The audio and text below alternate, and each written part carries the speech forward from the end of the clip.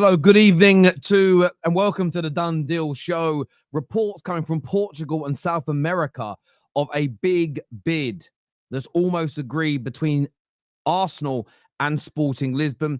Chelsea starting initial talks for Rafael Leao to improve their winger situation. Big talk today that Liam Delap prefers a move to Manchester United over Chelsea, and that deal could accelerate quickly. Plus, Liverpool in advanced talks with the brilliant fullback Frimpong from Bayer Leverkusen. We're delving into these stories.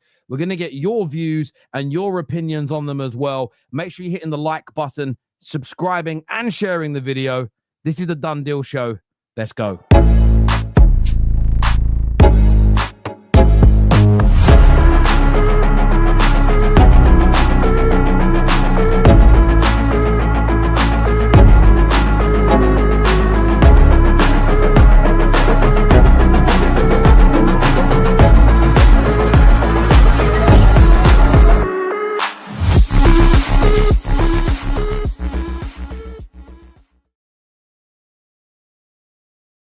Welcome back, everybody. Let me know where you're watching from around the world today. It's a beautiful day here in England. Sunny, warm, everyone's in a great mood. There's no football to depress me today. So happy my end. Some really big transfer stories to talk about today. What do you believe? What do you make of the stories? Do you think there's any credibility to them? We're going to explore into and look at some of these players as well. Plus, open up the lines for you to phone in, for you to have your say on the show as well. Where we talk about him, Salman's watching from Bahrain. Big up yourself. Big brother is in Nepal. Daniel's in my hometown or city of London. Thank you very much indeed. Appreciate you tuning in. Pastoria in South Africa. Big up yourself, Motza. I appreciate that. Chicago, love Chicago. Been Chicago before. Brilliant place. Another gentleman here, Furling from South Africa. We've got Doncaster. Big up Doncaster. We've got Sweden in the house. Loving it. Loving it. Absolutely are. As I say, loads of stories to go through today. The one I wanted to start with today actually was Rafael Leao to Chelsea. I'm very intrigued about this deal. I really am, because Leao, for me, I'll make no secret about this. It's not that I'm not a fan of his. I've always felt that Leao was a little bit overrated. And what I mean by that is people spoke about him like he was 100, 110, 120 million pound player. And I never felt that he was at that level personally. You look here at his Champions League exploits this season, 10 appearances, 3 goals, 3 assists. It's not a bad output, 50%. In fairness, in an AC Milan team that isn't particularly great. Shooting accuracy, though, is very good, as you can see, at 69%. There is a player in there. And the reports today that I'm referring to come from Court Offside, and they state that Chelsea have opened talks with AC Milan to sign Rafael Leao, who is valued at around 62 million. Now, at 62 million pounds, I think Rafael Leao represents good business. If you're talking 80s, 90s, 100 millions, I haven't seen the consistency of output from this man to warrant it. There's talent there, there's speed, there's athleticism. But I think when you're at the stage of your career that Rafael Leao is, you really and truly, if you're going to be going for those 80, 90, 100 million pound marks at 25 years of age, he'll be 26 by the time the season starts. I do think that there would need to be a higher level of output, no more than 15 league goals ever in a season. And that was 3 seasons ago now. But is it a marked improvement on what Chelsea already have in those areas? Absolutely. Every single day of the week. This is a big improvement in my personal opinion. But I'd love to get your views on this. I really would. Too many vowels for me. See, I don't agree with this comment here. This says that Leao is another Mudryk. I don't think Leao is another Mudryk. I think that's too harsh. I think it's a little bit over the top. I think he's well above the level of a Mykhailo Mudryk. If we're being honest about this, we have to be. We have to be here. We have to be. He's the Portuguese Semenyo. Well, Semenyo is very good. Semenyo is a very good player. will score and create a lot and be very, very dangerous in the Premier League. So I'm not too sure about that one. Yeah. Leao is the Portuguese Marcus Rashford. So brilliant then. Who wouldn't want an informed Marcus Rashford or the Rashford in the last year at United? Rashford at his peak or Rashford when he was at Man United in his last few months? Let us know. Let us know. Leao has done it at a big club. Mudryk hasn't. Yeah, comparing him to Mahalo Mudryk's crazy. He's a level above him in my view. Would he improve Chelsea? The answer for me is simply yes. And Ali here with an interesting comment saying Leao isn't it, Terry. What does that mean? Let's break that down and have a conversation. What does it mean when you say he's not it? I don't think anybody is claiming that Rafael Leao is the best winger in the world, one of the best wingers in the world, going to score and assist 50 goals a season. It's going to be the difference between where Chelsea are now and a title race. But is he, as part of a 250 million pound summer spending spree, does he not raise the ceiling? Does he not raise the quality at Chelsea? For me, the answer is yes. Good experience, excellent athleticism, and a marked improvement on every other player that currently plays on that left-hand side. Better than Sancho, better than Mudryk when he's available. Tyreek George, I think is really talented, but he's very young. But where I agree with you, Ali A, is that he cannot be the marquee signing. He cannot be the be-all and the end-all. I absolutely agree with that. Demi here says Leao is a winner. And a lot of people would agree with you on that. A lot of people would agree with you that he's a winner. He has won trophies. Looking at his honours now, which is very important. This is a Serie A winner. He's won the Coppa d'Italia as an example. He's won some trophies at sort of youth level internationally. He won a domestic cup playing for Sporting. So there is some trophies in there, not a litany. But I think that he's at a stage now where he has to try something different. AC Milan are a fallen giant. They're nowhere near the standard that we grew up seeing as fans. But I think that he's at a point now where how much more are we going to see from him in reality? How much more is he going to be able to deliver at AC Milan at this stage? In 2025, I think he needs to move on, and I think he needs to try something new and try something different. The price is what it depends on. If you can pick him up for between 50 to 60 million, I think it represents good business. You get a good return on the investment. You get a very solid player that will enable you to improve as a football team. If you start moving towards the 70, 80, 90 millions, that's where I think you're probably paying a little bit over the top. But decent player, very good player, decent level of output, has the ability. If he's in a better team, there is the potential there to go to another level. So I think this could represent some really, really good business for Chelsea in terms of the package for them in the summer. Leao, a striker, looking at the fullback areas, maybe someone on the right-hand side of the attack as well. It's more of the total package as opposed to the individual being the finishing piece of the puzzle in that regard. So I'd love to see him. Look, a few people calling out his lack of consistency, and I get that. But I also think where we have to be fair is you have to look at the situation at AC Milan. Is that a club that you can be consistent at? Are they good enough? The coach is good enough? Is the structure right at the club? Are your teammates of that level on a consistent basis? You've got to remember, they got rid of Tonali and replaced him with Ruben Loftus-Cheek. I know Chelsea fans like him, but for me, you sign Loftus-Cheek to be one of your main midfielders. Is that really going to help someone like Rafael Leao get to the very top? We saw a couple of seasons ago, Kvaratskhelia killing it in Serie A. And actually last season and the beginning of this, he was doing well, but he wasn't delivering like we're seeing now at PSG, that he's surrounded by a higher caliber of player. And I think this Chelsea team are better than AC Milan. I think they've got a better team and a better squad. I really do. So look, I'll be interested to see how that transpires and how that moves forward. But as ever, look, your opinions, your views on this, very, very important to us this evening as well. Another big bit of news today that I wanted to get your opinions on here, and I know a few people are tuning in for this. We saw over the weekend talk of a bid being submitted for Viktor Gyökeres by Arsenal. That in itself was met with a couple of challenges. There was a few big Arsenal accounts that said this has happened, sort of in the nose, and accounts that a lot of Arsenal fans talk to and share. Others that claimed no such bid has been input at this point. Now, I know that Arsenal fans are waiting for that sort of Jacob's cracker, an on-steam bomber and a here we go, and I get that. But interestingly, a few journalists today, some from South America, and there was always a connection to the Portuguese clubs in Brazil for obvious reasons.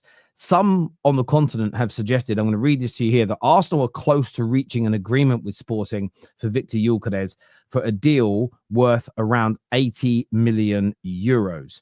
Victor's, it goes on to talk about his celebration and everything else.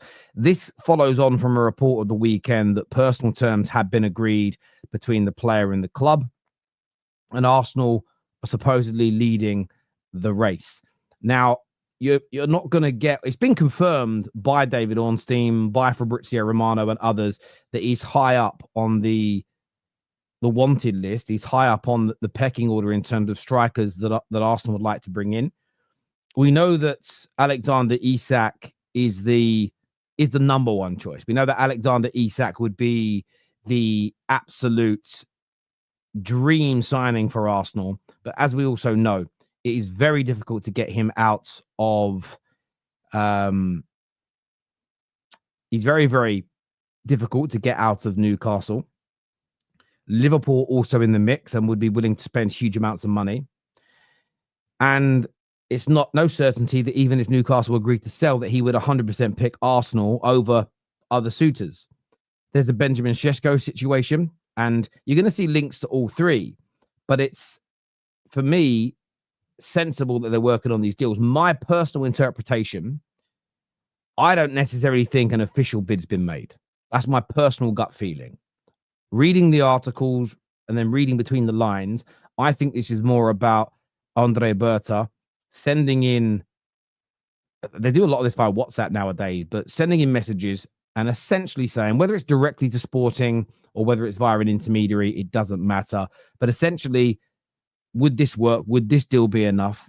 Could we get it done? Could we get it done structured in this way, as an example?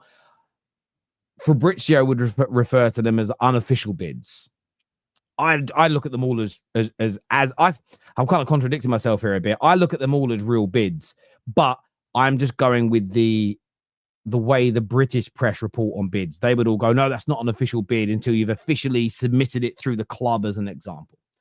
But I don't really get the difference, because if they agree to it, you're probably going to follow. You're probably going to follow through and get a deal done and over the line. For me, this is a deal that just has to be done by Arsenal. I get the want and the desire for Isak, but this man, I just think he's out of this world. I really do think, and I really do believe that this man is absolutely out of this world. And, you can see this year, and we've used these Champions League statistics here that you can see on the screen. 8 appearances, 6 goals. Sporting are a good team, there's no doubt, but nowhere near Arsenal's level. We saw what Arsenal did to them in that same very competition. It was an absolute beatdown. It truly, truly was. The shooting accuracy at 46%, the goal conversion rate at 25% in one of the hardest and best competitions in the world, the Champions League. He's an absolute demon. Now, I get, and if we compare, listen, I haven't actually done this yet. Let's see what that compares like to Alexander Isak, actually. We won't be able to compare it to the Champions League because he wasn't in it. But, I mean, actually look at the conversion rate here, 24%, and shooting accuracy of 46%.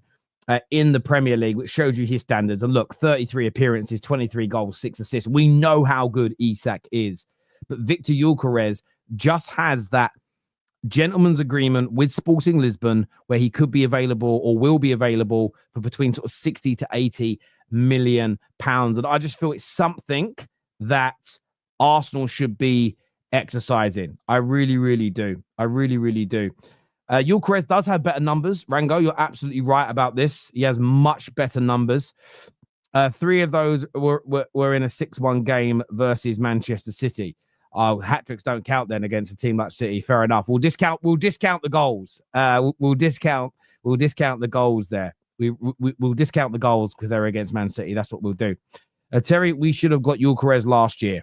I understand that you feel like you should have got Viktor Gyökeres last year. I get it, but you didn't.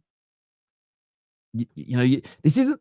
I sometimes look at it. You're not in a. Fans and their clubs are never going to be in perfect relationships, and even if you think of it as a real relationship, like with your girlfriend, your wife, your husband, whichever way around this works, everyone makes mistakes.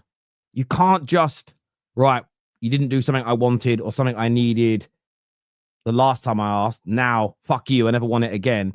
You're going to live in a really toxic relationship if you do that. Arsenal messed up last summer by not buying a striker, 110%. But I just think it's something that Arsenal fans have got to let go now. I think you've got to let go of it. I don't see how it helps you or your club to hold on to that anymore. We have a super chat here. Thank you from Ed, who says, if Arsenal and Man United swap Martinelli and Garnacho, which one would succeed and what team would benefit? Well, Garnacho would probably improve, and Martinelli can play centrally. I'm not saying he would improve because he's already good, Martinelli, but you would probably see more improvement in Garnacho because he could be used as a kind of touchline winger, which is what he likes to do. So, yeah, I think there's a good player in him. I just don't think he suits the number 10 role at Manchester United. So thank you for that super chat. Terry, did I live in Fred Wing or John Walsh in Leytonstone? No, I didn't live in either of those blocks personally. I used to live. So when I lived on an estate, it was actually in Leyton, the Oliver Close, or OC as everyone refers to it now. And I lived in a block called Terence Messenger Tower, is where I lived. When I lived in Leytonstone, I lived on a street not far from right by Cattle Estate. I was on a street called Selby Road in Leytonstone. So that's where I used to live when I was there. Martinelli is a defensive monster too. That's true. That is true. So, yeah, look, as I say, lots of stories today around Gyökeres. You can just Google them. There's lots of them out there. And you often get this before something big happens. I still don't think you're going to get any official movement. You won't. I don't think you'll hear anything from a big journalist, anything from either club until the end of next weekend when the Portuguese league is settled. I don't think Sporting would dare do that to their fans. Imagine today they announced that they've done an agreement with Arsenal and he's leaving. And then for whatever reason, they have a bad final day and they don't win the Portuguese league. From a PR standpoint, it's disastrous. They can't allow it to happen. So some journalists, by the way, don't care about relationships with clubs. Other journalists that everyone loves and respects do. So they wait a little bit longer before they release stories until it's right. But look, there does seem to be a lot of noise. Some of it we can argue is credible. Some of it you'll say, no, I don't trust a journalist. And that's absolutely fair. But what I do think's correct is that Arsenal are pushing. They're having strong talks. They've sent in personal terms. They're talking to Sporting about this. The only hope I have, though, is that there is continual talk that Manchester United may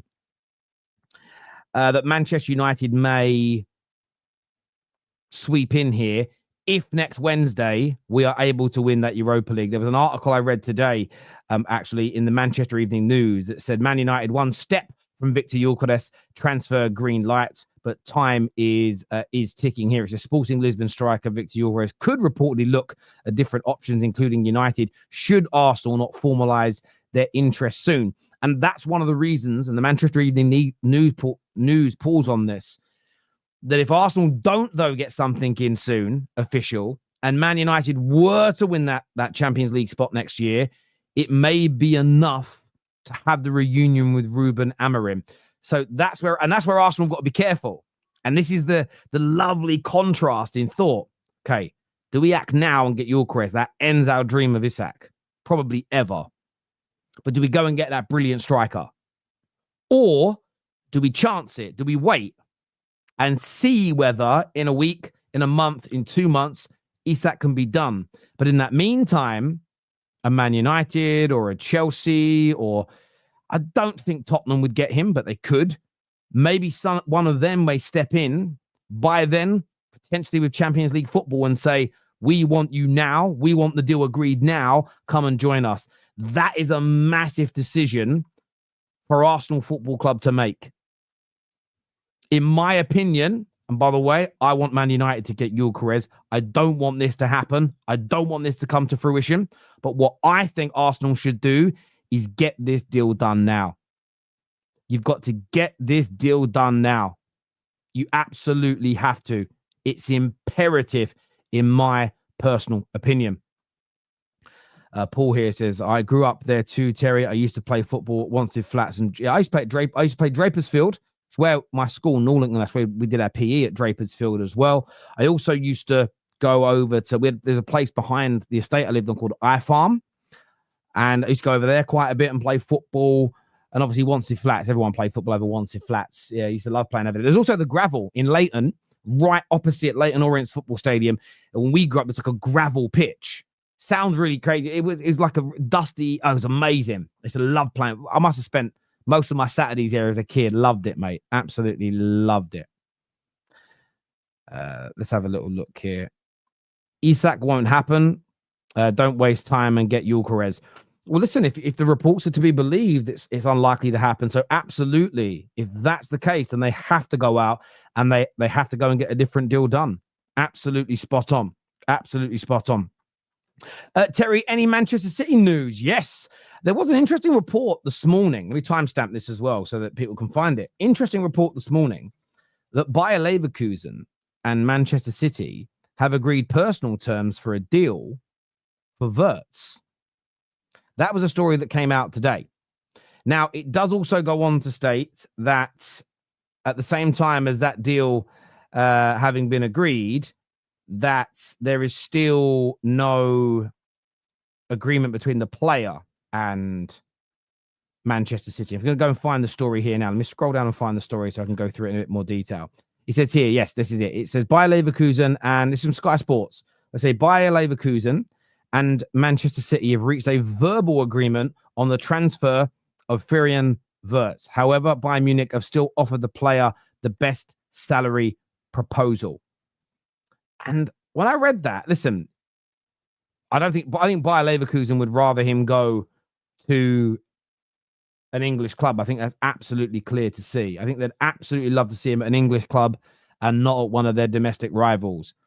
But as the story at Sky reads, this is more about Manchester City offering the right salary. This is more about Manchester City coming in, offering him what he's worth, giving him that big salary, and getting that deal over the line. And if Bayern Munich are willing to pay him what, one, he's worth, and two, what he thinks he deserves, it does appear that Bayern Munich at this particular moment are leading that race. We all know that City are a big draw. We all know City are an attractive football club, but paying the going rate is very, very, very needed. And I like Wirtz. I think he's an excellent player. I believe he would be a great replacement, an absolutely brilliant replacement for the outgoing Kevin De Bruyne. I really, really do. So, yeah, it'll be a real interesting. It's going to be a real interesting space to watch, I think. That deal in the coming days and weeks, because 1 minute you hear it sounds like it's done and over the line. A few weeks ago, City fans were celebrating. Then there was it went the other way, and it looked like it was going to be over and done, dusted, and finished. But now it does appear there's a chance still. And I think the City have always been in this until it's done, dusted, and over the line. I think there is going to be a chance right until the end here for Manchester City. And what a phenomenal signing it would be. I don't think he's going to be as good as KDB. I don't think he's going to be a like-for-like replacement that has the same level of consistency and output over such a long period of time. And that's not because I don't think Wirtz is a good player. KDB is just one of the greatest midfield players, attacking midfield players the Premier League has ever seen. His consistency is almost unmatched in so many ways. He's been phenomenal. You know, it's not for me to crown him because that's a City fan's job to do, but I put him up there as probably their greatest ever player, in my humble opinion. So replacing him is going to be difficult, but according to the reports today, and I read that out again, there's an agreement in principle verbally between Leverkusen and City. City are just not offering enough at this moment in terms of salary to get it over the line. This here from Becoming a City Fan says this guy is using Man City to get the best deal from Bayern Munich. But you want him. So you don't think he wants you at all? You don't think he's got any desire to come to your club? It's fair that you believe that. I'll bow down to your superior knowledge. Reinders is linked to. Yes, I've seen a few of those links. I haven't read too many stories about that myself, but I'll take a little bit more of a look into that one. But yes, a decent player as well. Why is no one talking about Waneri to Liverpool? Because I don't think that's a transfer story, is it? I haven't seen that one anywhere. Maybe I missed it. I haven't personally seen that transfer story anywhere, my friend. One of the other stories we did want to speak about on the show today was Liverpool and Frimpong. Annoyingly, another player that United have been linked to and that I would like to see at my football club. And then to go through this in a little bit more detail. Let me just get this up on my screen so I can read it correctly. This says, and again, I quote, let me just scroll back up. There's a few reports this afternoon. So first of all, Dave O'Cop, who is a really big sort of Liverpool journalist, said that Liverpool are due to hold talks with Jeremy Frimpong's representatives today. He tweeted this about 2.5, 3 hours ago. Talks are still early and other right backs under consideration, but things could move quickly with Frimpong if Liverpool trigger his release clause. However, an hour after he posted that, Plattenberg has tweeted and said he understands that Liverpool are seriously pursuing Frimpong. Advanced talks have already taken place. He says, following detailed analysis and due to his availability, he is currently one of the top options for Liverpool to potentially replace Trent Alexander-Arnold. Frimpong is planning to move this summer. The 24-year-old right wing-back can leave this summer thanks to his release clause of around 35 to 40 million euros. And I just think at that price, he's a snip. He's a steal. It's such a brilliant deal. It really, really is. It's such an excellent deal for Liverpool at that price. I don't think you can get away from it. It really is a fantastic piece of business at that price. Yes, he's not the best defensively. Fair enough. He isn't. But it's not as though Liverpool haven't done fantastically well over the past 6, 7, 8 years with Champions Leagues, 2 Premier Leagues, multiple domestic trophies with a fullback who wasn't that great of a defender. When it comes to the attacking side of Frimpong, though, there's a really good player in there. There's a very, very good player indeed. And I think that he will be, I think he'll be a threat. I think he'll be a threat in the Premier League. He has the physicality to play here. He's got the technical ability to play here. And this is, you got to remember as well, this is for a defender, like 30 goals and 44 assists in 190 games for Bayer Leverkusen as a wingback. He's very good going indeed. And I'm not surprised that Liverpool are linked to him. There's a little Dutch connection as well. The little Dutch connection. But I think an excellent piece of business. And a player, again, a lot of people don't remember this as another player from the conveyor belt of Manchester City's academy. Another player that they, and I get why they can't keep hold of all these players. I'm not having a pop at City, but another one of these highly talented players that comes through their academy and seemingly does quite well. So, look, that's an excellent bit of business for Liverpool. I'd love to get your takes on it now. Come to Daddy Frimpong is what 40-year-old Virgil says here. No, not the same Frimpong they got rid of. Trent will become the new Owen. Maybe you will. Thank you here to, I'm going to really struggle with pronouncing the name, bruv. I'm not even going to try and butcher it. I'm going to call you T for a moment. Sorry if that comes across as disrespectful. But he says, big up, Terry. Loving the new look lately. Always evolving is what keeps you on top. I appreciate that, mate. Thank you. Let's have a look. With Bradley, it's an amazing rotation. Yeah, I agree. And look, Trent Alexander-Arnold and Bradley, the difference between the two at a young age is this. Trent had such phenomenal playmaking abilities that you could warrant the defensive levels not being ready. Most defenders Bradley's age are not ready for 50 games a season to be at a consistent level defensively. So it's a trade that takes a while to learn.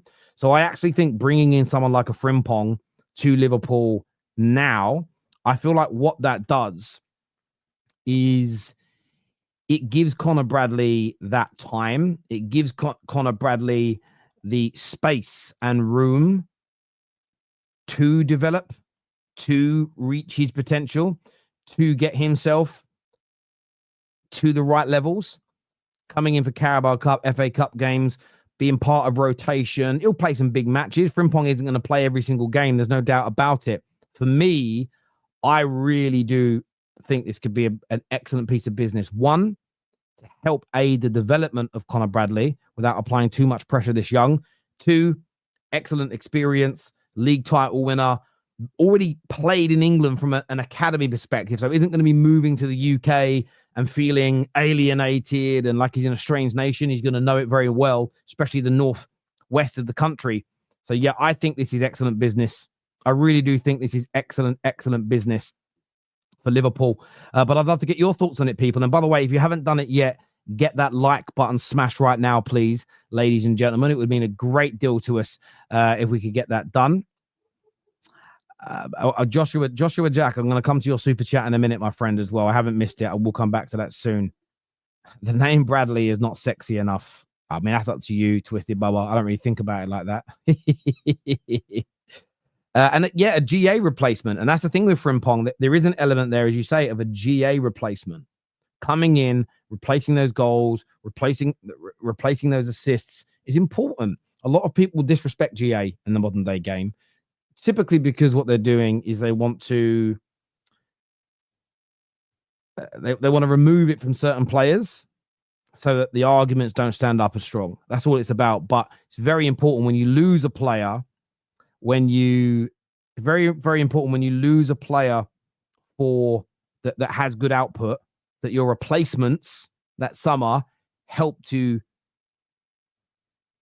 cover that hole, cover the gap, and if not improve it. That's what you've always got to aim to do. It's absolutely fundamentally important that gets done. It really, really is.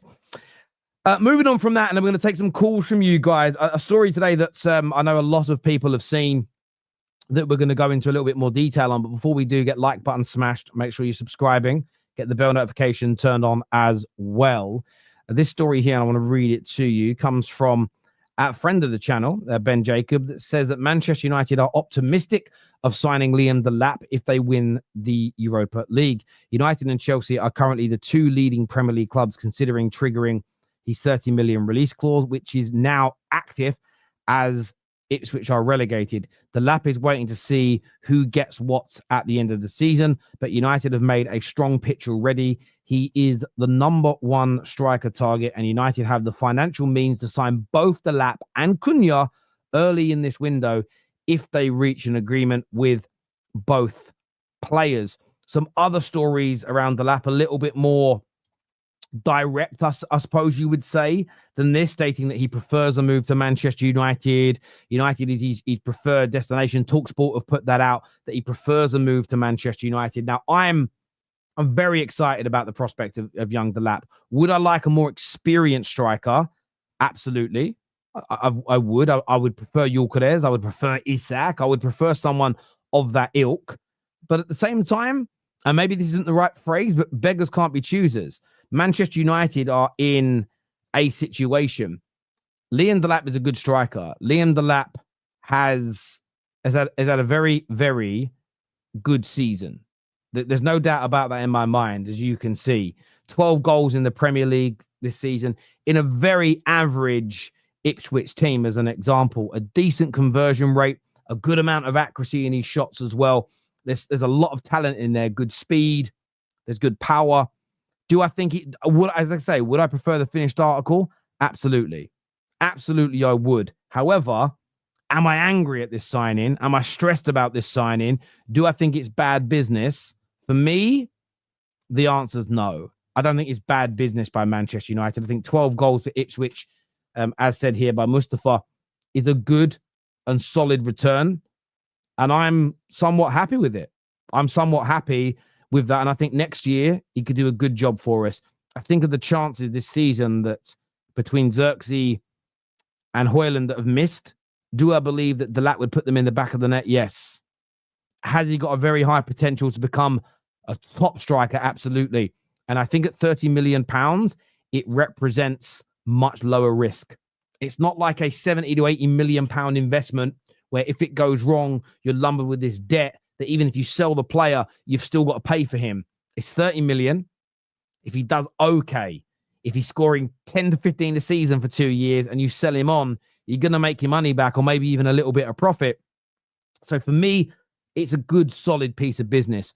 What we do need, though, at Manchester United is more experience. We can't just rely, in my view, on 19-year-olds and 18-year-olds. That being said, the goalkeepers we're linked to, the midfielders, Cunha and Bomo, most of the other players we're linked to are 24, 25, 26, 27. And even Delap, he's not a baby. He's 22, about to turn 23. He's not a kid. He's not a fledgling in that way. So I'm happy with it. Of course, still a little skeptical. But yeah, by and large, I'm quite happy with it. I'd love your thoughts. I'd love your opinions on the transfer news today. Joshua Jack here says, Terry, who are your preferred ins and outs at United? It's a really good question. Magic one time, but an element of realism. I'd like Onana to go and a new goalkeeper to come in. So, John Garcia, there's Savage we've been linked to. Yeah, I'd like a replacement in that regard.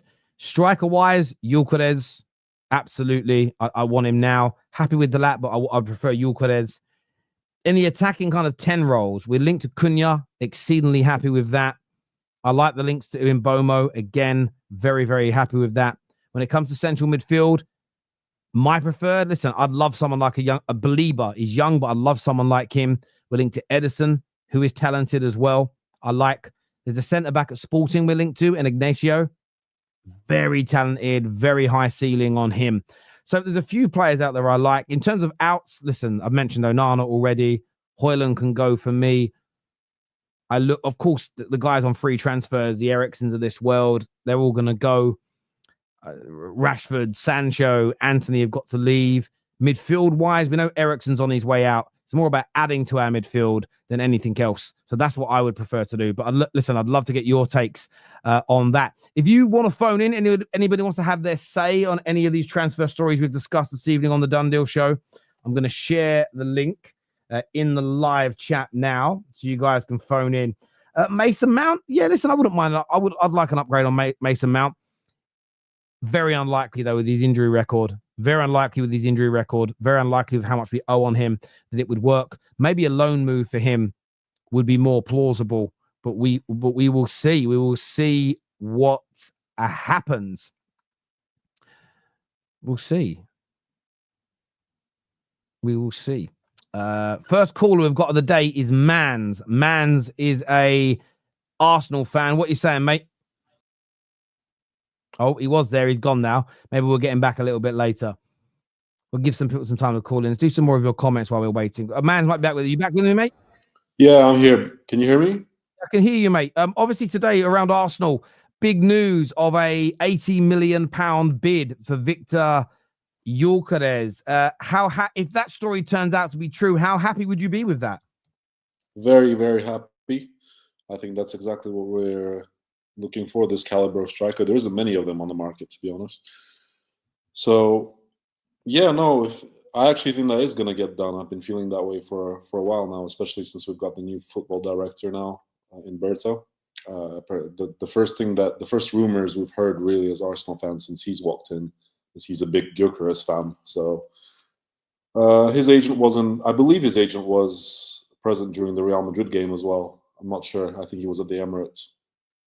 So little glimpses here and there like that tell me that I think that's the deal that Arsenal are looking at. I don't think Arsenal are looking at Isak because, first of all, it's a very pricey deal. I think Newcastle, if they were selling him, 150 million is the starting price.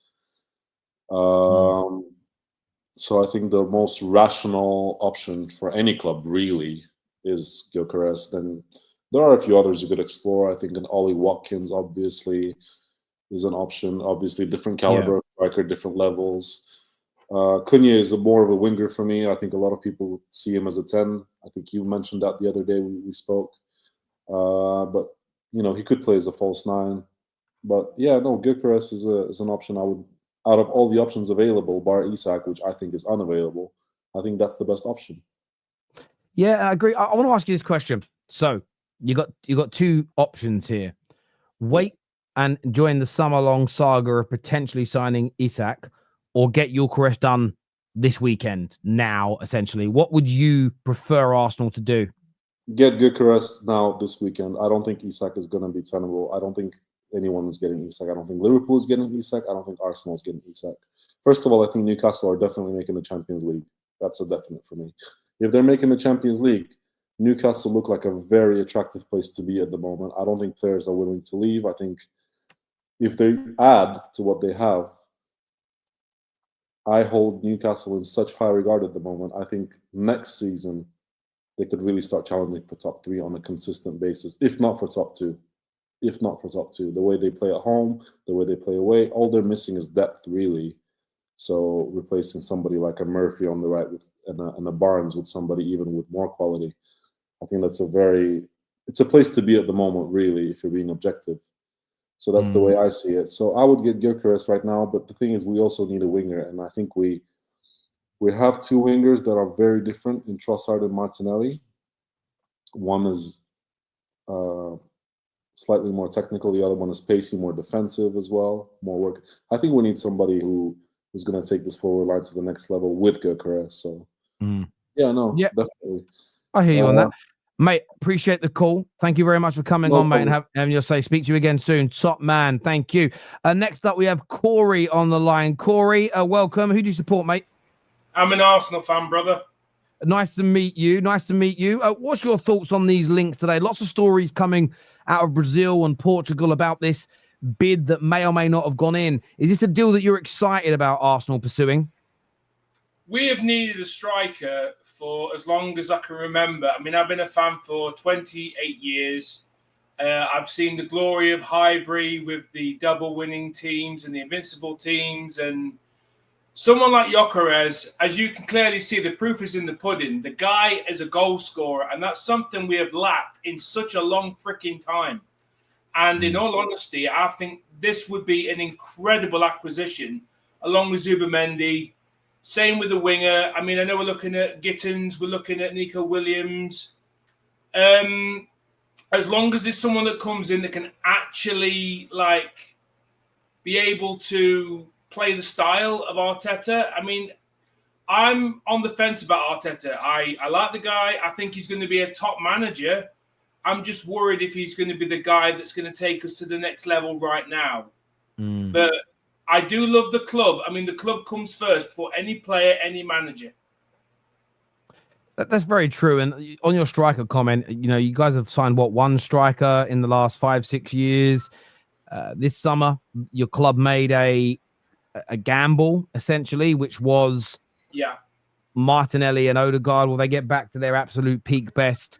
Will Kai Havertz go to another level? And none of those things happened in the way in which you guys would have wanted them to. So I think signing someone that has the potential to bag 20 to 25 league goals in the Premier League is imperative, because I think that's the difference between another second place finish or a third place finish and maybe winning the Premier League title.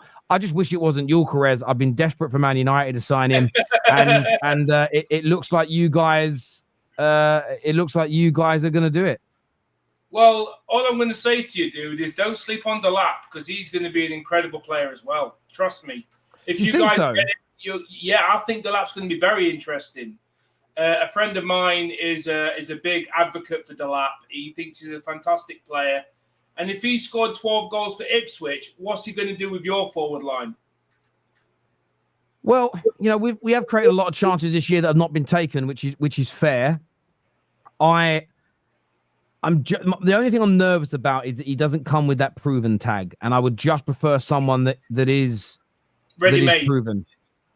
Yeah, someone that's ready-made. Yeah, I can understand, because I think you guys are going through a rebuilding process still at the moment as it is.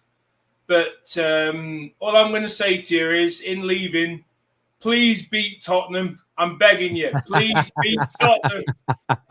I love that. Thank you, Corey, for phoning in and having your say. I appreciate it a lot. Top man, thank you.